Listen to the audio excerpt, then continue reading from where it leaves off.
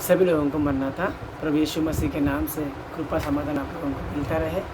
प्रभु की महान कृपा से परमेश्वर ने हमें आज इस 29वें दिन में 29वें अध्याय में प्रवेश किया, इसके लिए प्रभु को शुक्रगुजार है। 29वें अध्याय में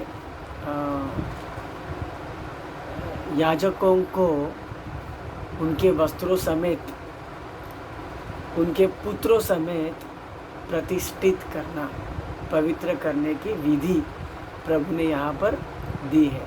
कल 28वें अध्याय में हमने देखा था कि याजक के वस्त्र कैसे बनने चाहिए उनके बच्चे लोग के लिए, ओके, और क्या क्या आइटम्स होने चाहिए। तो आज उसके बाद 29वें अध्याय में याजकों को उनके पुत्रों समेत उनका प्रतिष्ठान करना, ठहराना, उनको पवित्र करना। और कहाँ पवित्र करना? उनके वस्त्रों को, उनके पुत्रों के वस्त्रों को, और किस चीज़ से बलि देना, किस चीज़ से देना, ये सभी चीज़ इस 29वें अध्याय में लिखा है। आप लोग अगर ये अध्याय पढ़ेंगे तो ये अध्याय ना समझ के बाहर से है। मैं खुद इस अध्याय को कम से कम 7 बार पढ़ा, तब जाके फिर प्रार्थना करके लिया, फिर धीरे धीरे पवित्र आत्मा ने मुझे उसके वचन मुझे बताए।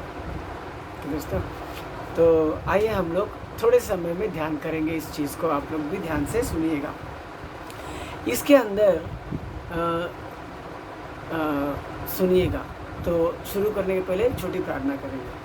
प्यारे प्रभु जी, मैं धन्यवाद करता हूँ पिता आज के समय के लिए। प्रभु जी, जो वचन बोलने जा रहा हूँ प्रभु जी, मैं नहीं, मुझ निर्बुद्धि निर्गानी को तो अपने सलीब के पीछे छिपा कर लहू से शुद्ध करके तेरी आत्मा मुझ में समा कर तू ही बातें कर। छोटी सी प्रार्थना प्रभु यीशु मसीह के महान नाम से मैं मांगता हूँ, सुनत कबूल कर। आमीन। पिता पुत्र पवित्र आत्मा तेरे प्रभु की आशीष तुम पर, तुम्हारे परिवार, तुम्हारे काम काजों पर सदा सर्वदा बनता रहे। आमीन। ओके, इसके अंदर परमेश्वर ने याजकों को और उसके पुत्रों को और उनके वस्त्रों को पवित्र करने की विधि, प्रतिष्ठित करने की विधि, और कहाँ पर करना है ये भी प्रभु ने उन्हें दिया है। तो मिलाप वाले तंबू के द्वार पर, कौन सा बोलो? मिलाप वाले तंबू, जहाँ प्रभु ने कहा कि वहाँ आकर मैं तुम्हारी सुधि लूँगा। तो इस मिलाप वाले तंबू के द्वार के पास उनको लेकर आना है। सबसे पहले क्या क्या लेकर आना है, ठीक है? इस विधि को प्रतिष्ठान पवित्र करने की विधि के लिए क्या क्या लेकर आना है, ये हम लोग ध्यान देखेंगे।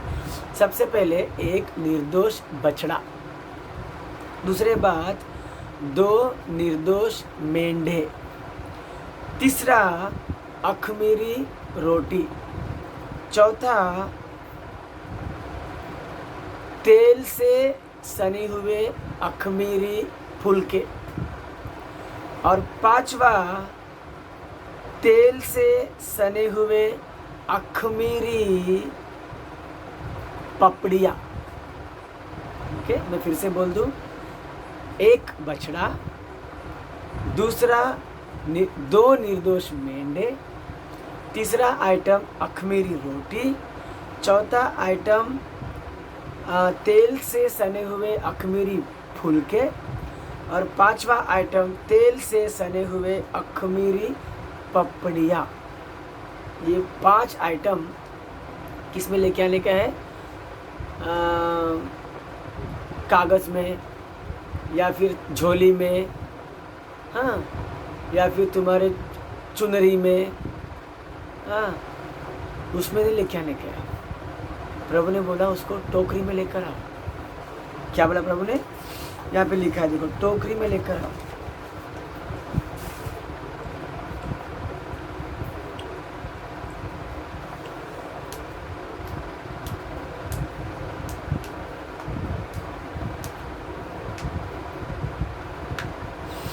तीसरे वचन में लिखा है, इन सब को एक टोकरी में रखकर, इन चीज़ों को टोकरी में रखकर बछड़े को लेके आना करके, मेंढों को लेके आना करके लिखा है। तो हमको टोकरी में रखकर लेकर आना है दोस्तों।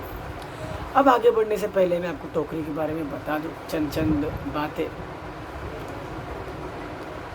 सबसे पहले टोकरी उत्पत्ति में यूसुफ के टाइम में,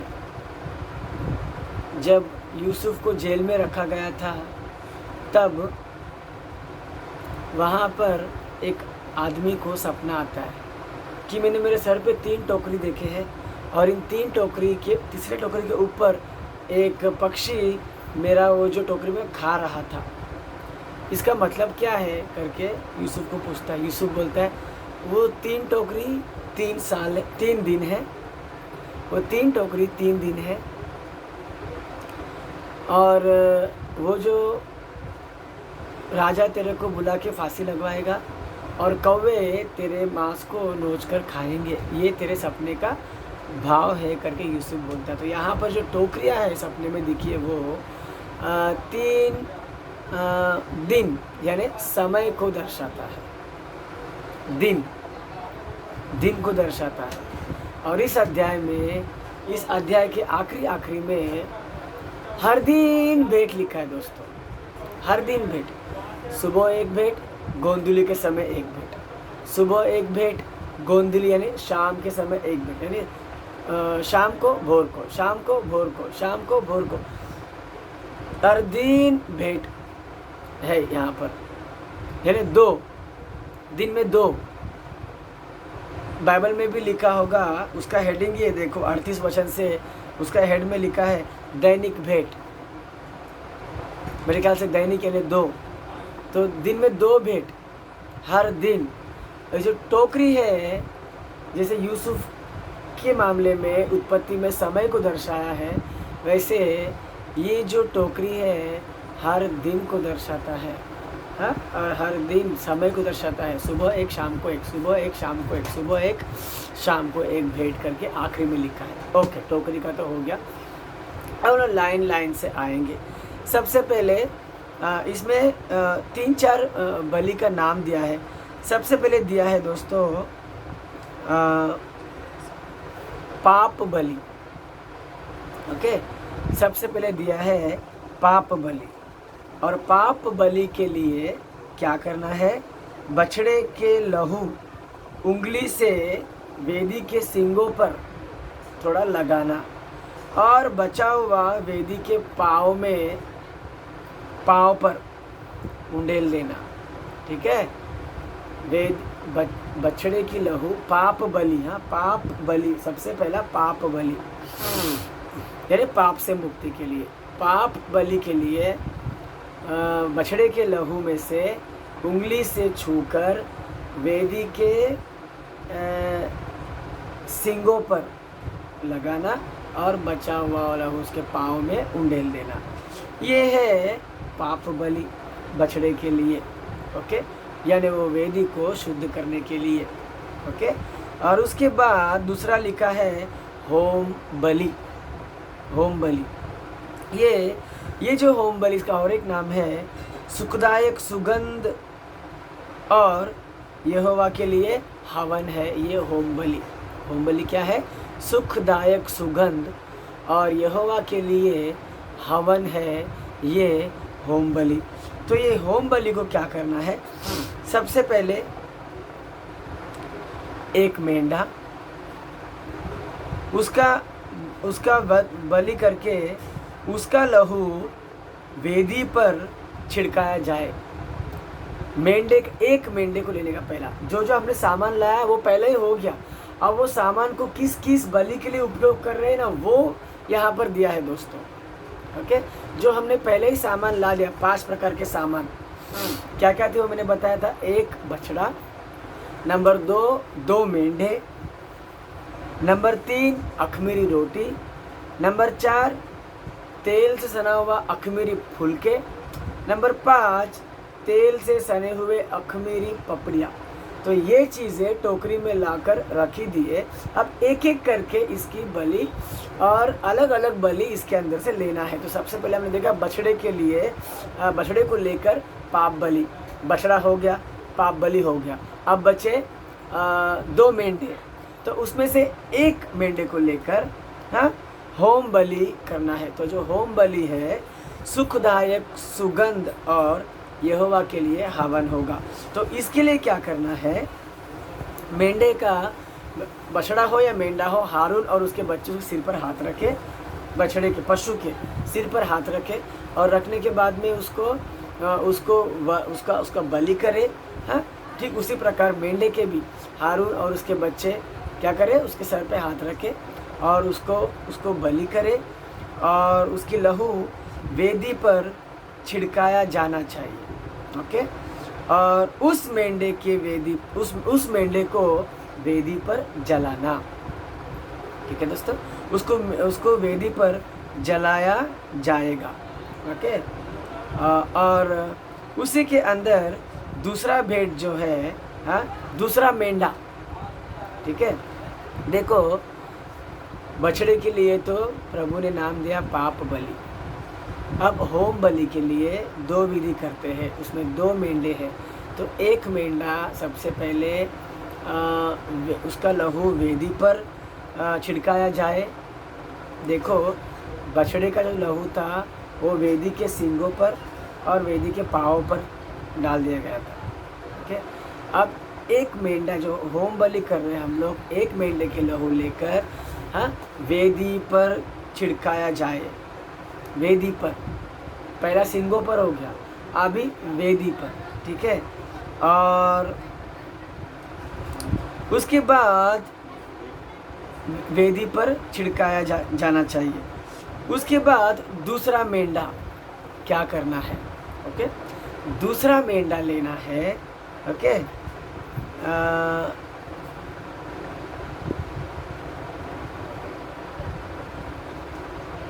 दूसरा मेंढा लेकर उसकी बलि कर हारून और उसके पुत्रों के दाहिने कान पर, दाहिने हाथ पर, दाहिने पाँव पर उसको क्या करने का है, लगाना है।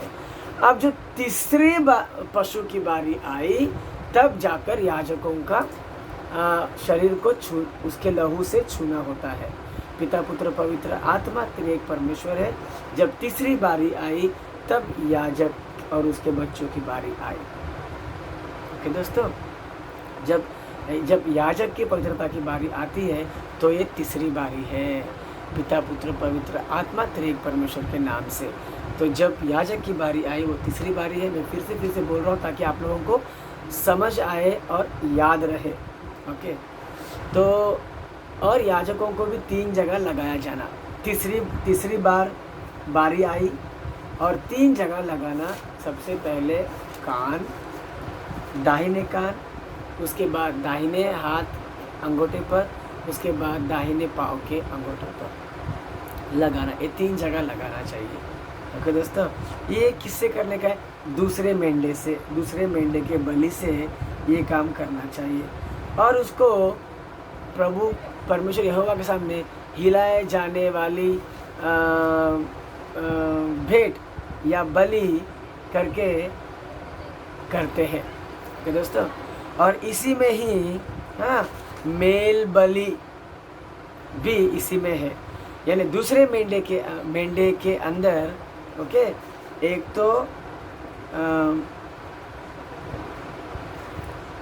होम बलि, मेंढों में, बछड़े में पाप बलि और मेंढों में होम बलि और मेल बलि।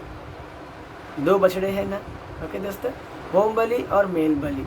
एक पहला मेंढे को बलि देकर वेदी के सींगों पर और पाँव पर, और दूसरे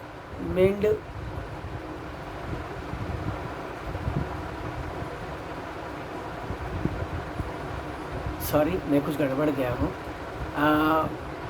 बछड़े के लहू से उनके उंगलियों से छूकर वेदी के सींगों पर लगाना और बचा हुआ बछड़े का खून पाँव पर डाल देना। ओके, उसके बाद पहला मेंढा लेकर उसकी बलि कर उसका लहू वेदी पर छिड़काया जाना। ओके,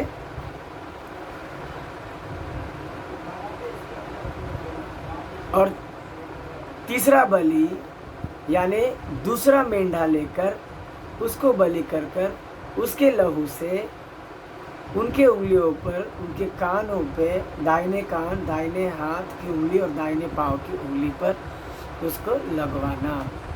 ये इसके दूसरे इस बछड़ों, इस मेंढों में दो बलि है, एक होम बलि और एक मेल बलि। ओके, अब मैं आपको बात बता दूं कि याजकों को कान में, दाहिने कान में, दाहिने हाथ की उंगली पर, दाहिने पाँव की उंगली पर क्यों लगाना चाहिए 3 जगह पे? क्योंकि याजक जो होता है वो प्रभु का वचन ही को सुनना चाहिए अपने कान से, ठीक है। और याजक जो होता है और उसके पुत्र जो होते हैं प्रभु की इच्छा को ही अपने हाथ से करना चाहिए। और तीसरी बात, याजक जो होते हैं और उसके पुत्र जो होते हैं प्रभु के बताए गए रास्ते पर ही अपने पाँव से चलना चाहिए, जैसे मूसा चल रहा है लोगों को लेकर प्रभु के साथ। इसीलिए दाहिने कान सुनने के लिए, दाहिना हाथ प्रभु की इच्छा पूरा करने, काम करने के लिए, दाहिना पैर प्रभु के बताए गए रास्ते पर ही चलने के लिए, दूसरा कोई काम नहीं है याजक को, इतना ही काम है। याजक पूरा प्रभु का हुआ, पूरा शरीर याजक का जो है वो प्रभु का है। 3 भाग हो गया ना शरीर का, कान, हाथ और पैर। कान यानी सर का भाग, हाथ यानी शरीर का आधा, कमर तक का हिस्सा आधा, पैर यानी कमर के नीचे का पूरा भाग भी तीसरा हिस्सा, यानी ये पहला हिस्सा, कमर तक का दूसरा हिस्सा, पाँव तक का तीसरा हिस्सा, तीनों यानी पूरा शरीर, हाँ क्या हो गया? प्रभु का हो गया। और शरीर ही नहीं, इस 3 से शरीर, प्राण, आत्मा, ये 3 रूप जो है वो तीनों भी प्रभु के हो गए। याजक पूरा प्रभु का है, इसके लिए उसके दाहिने कान, उसके दाहिने हाथ और उसके दाहिने पाँव पर ये जो दूसरे मेंढे का लहू है लगाया जाता है। और उसके बाद दोस्तों लिखा है दैनिक भेंट, हर दिन भेंट करना चाहिए। और आखिरी में लिखा है कि मैं उनको बताऊंगा मैं ही परमेश्वर यहोवा हूँ और उनका प्रभु भी मैं ही हूँ। दोस्तों, इस विधि से सबसे पहले याजक को नहलाया गया, उनके बच्चों को भी नहलाया गया और वस्त्र प्रतिष्ठित करके उनको पहनाया गया। उसके बाद पाप बलि, उसके बाद होम बलि, उसके बाद मेल बलि, उसके बाद दैनिक बलि यानी हर दिन 2 बलि, दिन में 2 बलि। बलि यानी प्रार्थना, यीशु मसीह ने बलि दे दिया है, यीशु मसीह ने भी बलि दे दिया है। जैसे यहाँ पर 5 आइटम मैंने बताया था आप लोगों को बलि के लिए, निर्दोष बछड़ा, 2 निर्दोष मेंढे, अखमीरी रोटी, तेल में सना हुआ अखमीरी फुलके और तेल में सने हुए अखमीरी पपड़ियाँ, ये 5 भी बलि के लिए लाए गए हैं। और ये 5 प्रकार का सब बलि यीशु मसीह सलीब पर दे दिया है उन 5 घावों के जरिए। तो हमें कोई बलि देना नहीं है, हमें केवल प्रार्थना करना है। प्रार्थना भी एक बलि है दोस्तों। और कितना करना है प्रार्थना? दैनिक यानी 2 दिन में 2, कम से कम दिन में 2 बार प्रार्थना करना चाहिए। प्रभु ने वेदी पर दिन में 2 बलि मांगा, वेदी कभी खाली नहीं रखा है। दिन में 2 बलि, दिन में हर दिन काम काम काम काम, दिन में 2 बार। जैसे खाना कैसे हमें दिन में 2 टाइम खाते हैं, वैसे हर दिन काम वेदी पर हर दिन में 2 बार काम ही काम है। तो अगर शरीर मंदिर है पौलुस के हिसाब से वचन में बताया गया, तो दिल वेदी है। तो इस दिल के वेदी पर दिन में 2 बलि होनी चाहिए, दिन में 2 बार प्रार्थना होनी चाहिए। दाऊद तो दिन में 7 बार प्रार्थना करता है, और हम तो वो उस तरीके से दोस्तों ज़रूर और ज़रूर बलि होनी चाहिए। वेदी कभी खाली नहीं रखना चाहिए, वरना वो खाली जगह देखकर शैतान क्या करेगा? आक्रमण कर लेगा। आक्रमण कर लेगा और शैतानी इच्छा उस वेदी पर ला के रखेगा और हम भी बाद में खराब हो जाएंगे। इसके लिए हमें क्या करना चाहिए दोस्तों? शैतान का आक्रमण न करते हुए एक याजक की अहमियत को समझो, एक याजक की हैसियत को समझो, एक याजक के वस्त्रों को समझो, ठीक है, एक याजक के जीवन को समझो और उनकी तरह उनके नक्शे कदम पे आप भी चलो। इसके लिए पौलुस कहता है, मैंने यीशु को देख के चला है, तुम मेरे को देख के चलो। इसलिए पौलुस कहता है शायद हर एक याजक, हर एक कलीसिया का एक नमूना होता है, हर एक परिवार, हर एक वालों का, दुनिया वालों का नमूना होता है। तो दोस्तों परमेश्वर के वचन के अनुसार हम लोग चलते रहेंगे, हाँ, तो प्रभु हमें उसकी, देखो कितनी उसकी इच्छा है, विधि कितना है, कितने नियम है, वो बराबर बराबर करनी चाहिए, ठीक है, बराबर बराबर कर कर कलीसिया में वेदी को संभाल कर, वेदी पर सेविकाएं करने वाले पासवान को सम्मान कर कर, इज्जत देकर, और मिलाप वाले तंबू के पास आकर प्रभु जिनको सबको देखकर जो बोलता है कि मैं ही तुम्हारा यहोवा हूँ, मैं ही तुम्हारा यहोवा हूँ बोलता है, उस प्रभु को साक्षी मानकर ज़िंदगी में आगे बढ़ने की कृपा सदा प्रभु तुम्हें देता रहे। आमीन। प्यारे प्रभु, जो वचन हुए है सब गुना फलवंत सुनने में यीशु के महान नाम से मैं मांगता सुना कबूल कर। आमीन। अंतिम प्रार्थना करेंगे दोस्तों। प्यारे प्रभु जी, मैं धन्यवाद करता हूँ पिता, इस 29वें दिन में प्रभु तूने हमें लेकर आया, और प्रभु 29वें दिन में प्रभु जी याजक के वस्त्रों को और बलियों को, और प्रभु जी पाप बलि, होम बलि, मेल बलि, दैनिक बलि, इस तरीके से प्रभु तूने हमें बताया है, समझाया है प्रभु जी, इसके लिए मैं धन्यवाद करता हूँ पिता। प्रभु जैसे याजक प्रभु पूरी तरीके से तेरा होता है, हमने सुना है, वैसे प्रभु हर समर्पित भाई, हर समर्पित बहन, हर सेवक भी हर तरीके से प्रभु तेरा ही है। प्यारे से तो दूल्हा है ना प्रभु, कलीसिया दुल्हन है, तो दुल्हन केवल दूल्हे की होती है, तो वैसे ही प्रभु जी हम सिर्फ और सिर्फ तेरे हैं प्रभु जी, हमारा दूसरा कोई और नहीं होना चाहिए, हम सिर्फ तेरे हैं प्रभु, तू ही हमारा प्रभु है पिता परमेश्वर। उस तरीके से प्रभु हम समझ कर केवल हम तेरे ही हैं, तुझे ही प्रभु जी पहला दर्जा देकर तेरे साथ चलकर ज़िंदगी में आगे बढ़ने की कृपा सदा प्रभु हमें दे। यीशु के नाम से मैं मांगता सुन कबूल कर। आमीन।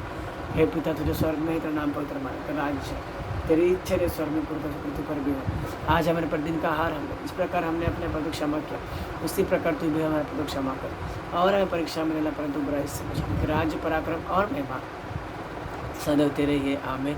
प्रवेश लहू की जय हो, इब्लीस के कामों का नाश हो, प्रवेश लहू की जय हो, इब्लीस के कामों का नाश हो, प्रवेश लहू की अनंत जय हो, इब्लीस के कामों का नाश सर्वनाश हो। हालेलुया हालेलुया हालेलुया, स्तुति स्तुति स्तुति। आमीन आमीन।